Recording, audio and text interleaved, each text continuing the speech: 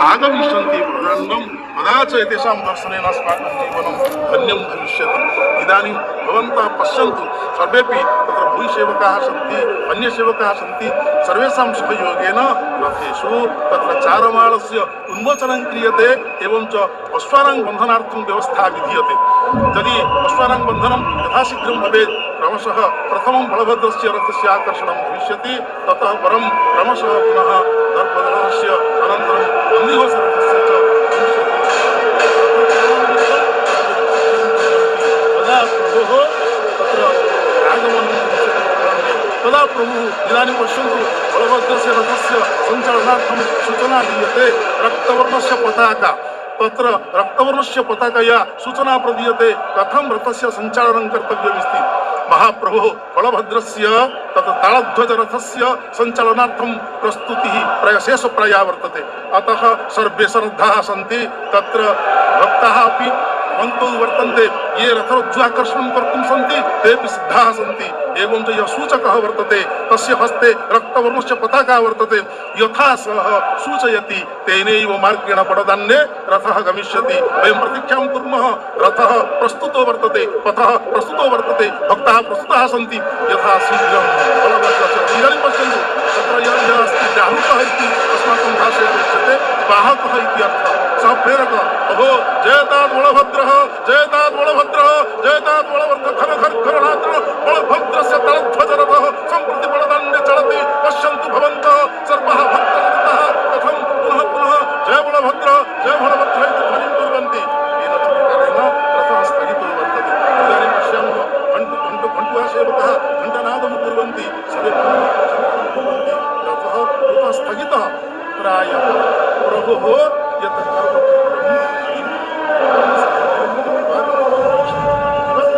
प्रभु किं चिन्तयति, किं परित्यक्तं वा, किमपि विस्मृतं वा, यदि कुत्रचित् अस्माभिः केनचित् करणं गम्यते पुनः क्षणं स्थीयते। वयं क्षणं स्थित्वा चिन्तयामः, मया किमपि विस्मृतं वा, किं प्रभुः लोकलीलावत् आचरति वा। इदानीं चिन्तनं प्रचलति, प्रस्तुतिः प्रचलति। भवन्तः पश्यन्तु, रथस्य अधः भूयसेवकाः सन्ति, विशालः काष्ठखण्डः तेषां हस्ते रज्जुबन्धनयुक्तः काष्ठखण्डः वर्तते। यदि रथः कदाचित् इतस्ततः भवति, ते झटिति तत्रैव स्थगनं कुर्वन्ति। अतः तत्र पश्यन्तु भवन्तः बलभद्र रथस्य तत्र देवताः सन्ति, पार्श्वदेवताः, पार्श्वदेवतानां चित्राणि वयं पश्यामः।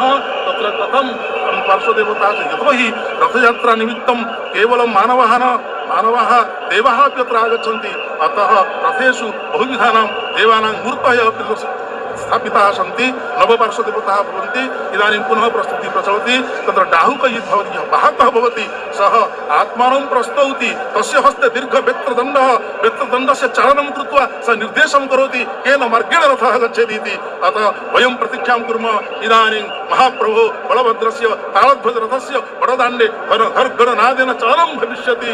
जयतात् बलभद्रः, जयतात् बलभद्रः। रथस्य शीर्षभागं पश्यन्तु, तत्र कथं शुकद्वयमस्ति, एवं च शुकद्वयं कां शिक्षां ददाति इति वयं पुनः अग्रे आलोचयिष्यामः। इदानीम् अग्रे हिन्दीभाषया धाराविवरणे प्रचलति इति अहं सविनयं विनिवेदयामि। जयतात् जगन्नाथ, जयतात् जगन्नाथ, जयतात् जगन्नाथ। सूचना प्रदत्ता, रथः प्रचलति, रथः प्रचलति, बलभद्रस्य रथः क्रमशः शनैः शनैः प्रचलति अग्रे। जय जय जगन्नाथ, जय जय जय जगन्नाथ। ऐसा लग रहा है जैसे इस जन महासमुद्र में 3 पोत धीरे धीरे धीरे धीरे आगे बढ़ रहे हैं। महाप्रभु जगन्नाथ जी के बलदाऊ, उनका रथ सबसे पहले बड़दांड के ऊपर निकल चुका है अपने गंतव्य की ओर। और गंतव्य क्या? गुंडीचा मंदिर। गुंडीचा मंदिर वह स्थान है जहां पर महाप्रभु चतुर्धा मूर्ति का निर्माण हुआ था। जब महाराज इंद्रद्युम्न को स्वप्न में ये पता चलता है कि महाप्रभु विष्णु नीलमाधव के रूप में कहीं पूजे जा रहे हैं, कहाँ ये नहीं पता, इसीलिए उन्होंने अपने एक दरबार के पंडित, जो कि उनके बहुत विश्वस्त थे, विद्यापति, उनको खोजने के लिए भेजा। विद्यापति खोजते खोजते एक जंगल में पहुंचे और वहां पर शाबरों का एक स्थावर था जहां पे शाबर रहते थे। पता चला कि वहां पे शाबरों के जो मुखिया हैं विश्वावसु, वे गुप्त रीति से नीलमाधव की पूजा कर रहे हैं कहीं गिरिकंदर में। उन्होंने उनसे सविनय अनुरोध किया, लेकिन विश्वावसु ने ये कहकर साफ मना कर दिया कि ये उनके विशिष्ट अधिकार है या ये उनकी विशिष्ट पूजा परंपरा है जो कि अत्यधिक रहस्यमय है और वे वहां किसी को नहीं ले जा सकते। ऐसे में होता क्या है, विद्यापति विश्वावसु की सुंदर कन्या ललिता से प्रेम कर बैठते हैं और उससे विवाह कर लेते हैं।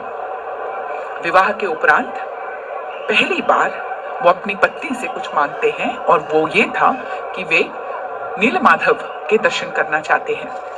अब विश्वावसु भी निरुपाय हो जाते हैं, उन्हें अपने जामाता को लेकर जाना ही पड़ा। शर्त ये थी कि आंखों पर पट्टी बांधकर ही वो लेकर जाएंगे।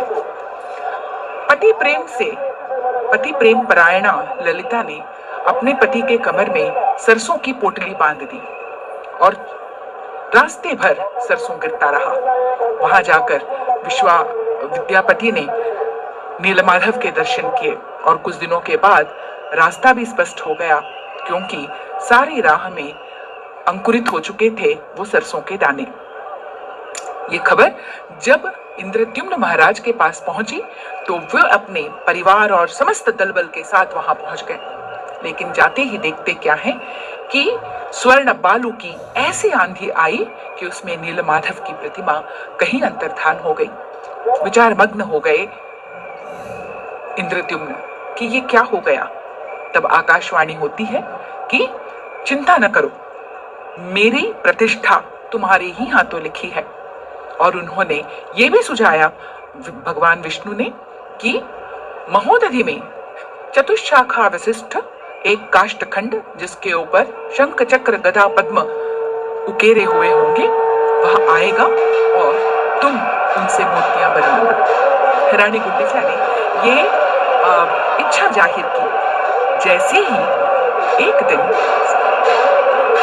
समुद्र में खड़े होकर महोदधि के किनारे खड़े होकर सूर्य को अर्घ्य दे रहे थे और ये चतुशाखा विशिष्ट काष्ठखंड तैरता हुआ उनके पास आया, तो उसे देखकर रानी गुंडीचा ने अपने अति प्रफुल्लित पति के समक्ष एक अनुरोध रखा और वो ये अनुरोध ये था कि वे इन मूर्तियों का निर्माण गुंडीचा के मंदिर में करें। राजा मान गए, लेकिन उस काष्ठखंड के ऊपर छेनी हथौड़ा चलाना सबके बस की बात नहीं थी। सारे हारते गए और इतने में विश्वकर्मा स्वयं एक बूढ़े बढ़ई का रूप धारण कर आते हैं और उन्होंने कहा कि मूर्तियां वे उकेरेंगे, लेकिन कोई भी द्वार खोलने का साहस न करे। 15 दिन बीत गए, समझ नहीं आता था कि आखिर भीतर हो क्या रहा है। रानी के मन में कुतूहल जागा और चिंता भी कि आखिरकार भीतर क्या हो रहा है, विश्वकर्मा जीवित है भी या नहीं, मूर्तियों का निर्माण हो भी रहा है या नहीं। और अपने इसी कुतूहल, चिंता, व्यग्रता में आकर उन्होंने द्वार खोल दिए और जैसे ही द्वार खुले तो विश्वकर्मा अंतर्धान हो चुके थे और अधबनी मूर्तियां वहां पर रखी हुई थी।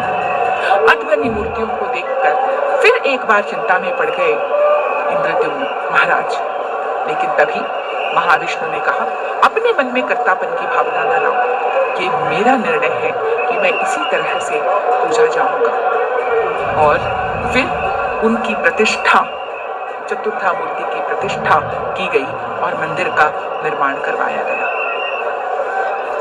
इस प्रकार से मंदिर का निर्माण हुआ और मूर्तियां प्रतिष्ठित हुई, पूजी जाने लगी।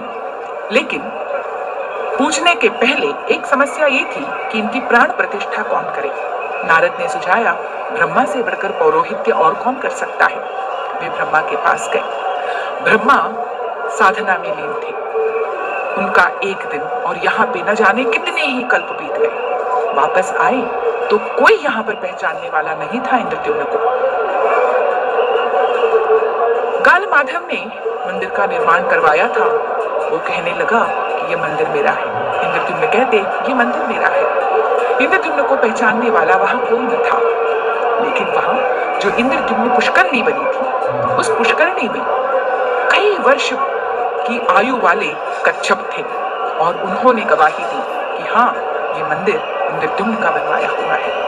तब इंद्रद्युम्न ने महाप्रभु से ये प्रार्थना की कि हे महाप्रभु, ऐसा करो कि मैं निर्वंशिया हो जाऊं। निर्वंशिया इसीलिए कि आगे आने वाली पीढ़ी इस मंदिर पर अपना अधिकार न जमाए। ये मंदिर भक्तों का होगा, यहाँ पे सिर्फ और सिर्फ भक्तों का राज होगा, भक्ति का राज होगा। आज इस मंदिर में विराजमान है और सिर्फ और भक्तों की ही भक्ति से खींचे हुए महाप्रभु चले आते हैं।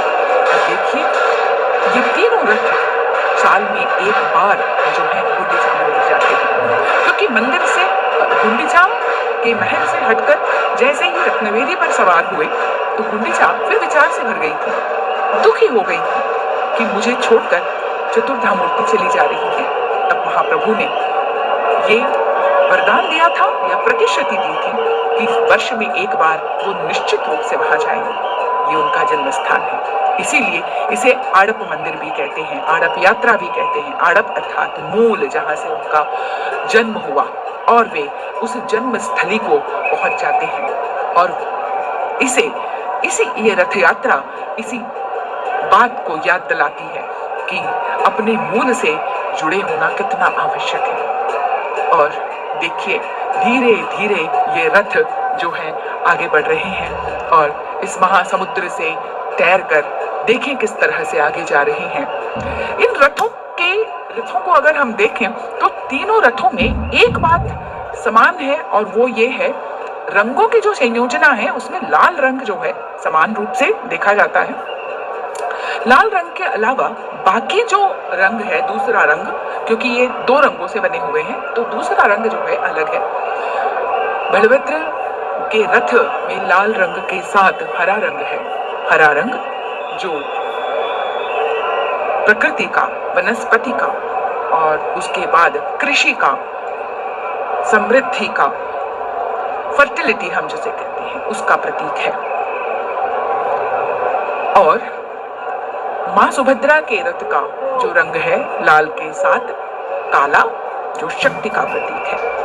और महाप्रभु का जो रथ है वह रक्तिमा के साथ पीतवर्ण को लिए हुए है और पीतवर्ण आनंद का प्रतीक है, उल्लास का प्रतीक है, भक्ति का प्रतीक है। और इस तरह से ये तीनों रथ अगर हम देखें तो इन तीनों रथों की हर एक हिस्सा अपने आप में कुछ न कुछ विशेषता को लिए हुए है, कुछ न कुछ प्रतीकात्मकता जो है इनमें देखने को मिलती है। इन प्रतीकों के बारे में अगर हम बात करें तो बड़ा ही अचरज होता है। अब ये जो प्रतीकात्मकता है वो प्रतीकात्मकता शास्त्र सम्मत है या भक्तों के मन की उपज है, ये भी कहना मुश्किल है, क्योंकि कुछ के बारे में शास्त्रों में निर्धारित रूप से तथ्य मिलते हैं, लेकिन कुछ के बारे में शास्त्रों में किसी प्रकार के कोई तथ्य नहीं मिलते। ये संपूर्ण रूप से परवर्ती काल में भक्तों के द्वारा स्थापित सत्य या तथ्य कह सकते हैं। पर इन सभी सत्यों, तथ्यों, भावनाओं का सम्मिश्रण है जगन्नाथ संस्कृति, जो कि महती संस्कृति, महान संस्कृति, इतनी महान कि एक सामान्य सा दासिया बाउरी बालिगा का रहने वाला महाप्रभु के भक्ति में ऐसा लीन हो जाता है कि उसका पूरा का पूरा जीवन जो है विलक्षणता और विचक्षणता से भरा हुआ है। एक बार ऐसा हुआ कि बालिगा के दासिया बाहुरी ने अपने बागीचे से कुछ नारियल श्री मंदिर भेजने का निर्णय ब्राह्मण देवता को दिए और ये कहा कि ब्राह्मण देवता लेके जाइएगा जरूर, अर्पित कीजिएगा जरूर महाप्रभु को, लेकिन यदि महाप्रभु हाथ बढ़ाकर लेते हैं तभी दीजिएगा, वरना वापस ले आइएगा। ब्राह्मण देवता विचार में पड़ गए कि ऐसे कैसे हो सकता है, महाप्रभु हाथ बढ़ाकर नारियल ले कैसे सकते हैं। वो चिंता में गए तो सही, लेकिन वहां जाने के बाद अचानक से उन्होंने देखा कि जिस टोकरी में वो लेकर गए थे वो टोकरी खाली हो गई है, सारे नारियल गायब हो चुके हैं और वो नारियल जो है रत्न वेदी के पीछे मिलते हैं। दासिया बाउरी के मन की बात को जानकर महाप्रभु ने उस नारियल को हाथ बढ़ाकर स्वीकार कर लिया था। दासिया बाउरी को अब और प्रेम हो गया महाप्रभु से। अब वो रथ यात्रा देखने की इच्छा रखने लगा। स्त्री ने कहा मुझे भी ले जाओ। उसने कहा कि तुम कहाँ कहाँ फिरोगी, बहुत भीड़ होगी, इसीलिए मैं जाकर आता हूँ। अपने आप को रोक न पाया, गया, रथ यात्रा देखी और रथ यात्रा के दौरान महाप्रभु के दर्शन कर वो ऐसा अभिभूत हुआ कि अपने हृदय में महाप्रभु के प्रति भक्ति को भरकर वह घर लौटा। पति को थका हुआ जानकर पत्नी ने खाने के लिए पखाल दिया। पखाल उड़ीसा में खाया जाता है, जो भात को पानी में डालकर रात भर रखते हैं और अगले दिन सुबह कुछ साग सब्जियों के साथ उसे खाया जाता है। उसने पखाल रखा और पखाल के बीचों बीच थोड़ा सा साग। उसे देखते साथ दासिया बाउरी पागलों की तरह नाचने लगा, एकदम उन्मत्त हो गया। उसके उन्माद की तो कोई सीमा ही न थी। यह देखकर पत्नी परेशान हो गई। लगा कि ये तो भगवान के दर्शन करने गए थे, पता नहीं रास्ते में लगता है किसी ने जादू टोना कर दिया है, वरना इस तरह से क्यों नाच रहे हैं। और उस ग्राम के किसी प्रसिद्ध ब्राह्मण देवता को बुलाकर लेकर आए और ब्राह्मण देवता ने कहा ये कब से इनकी हालत। पत्नी ने कहा मैंने तो इनको पखाल दिया, पखाल के ऊपर साग दिया और उसे देखकर ये उन्मत्त हुए जा रहे हैं। ब्राह्मण देवता ने देखकर कहा कि अरे पगली, पखाल के ऊपर रखा हुआ साग बिल्कुल ऐसे लग रहा है जैसे महाप्रभु के नयन हो। उसी को देखकर तुम्हारा पति दासिया बाउरी इस तरह से उन्मत्त हुआ जा रहा है। और ये उन्मत्तता, ये प्रेम का प्रवाह जिसकी कोई सीमा नहीं, ये भक्ति पारवश्य जिसकी कोई सीमा नहीं, जहां मनुष्य सब कुछ भूल जाता है।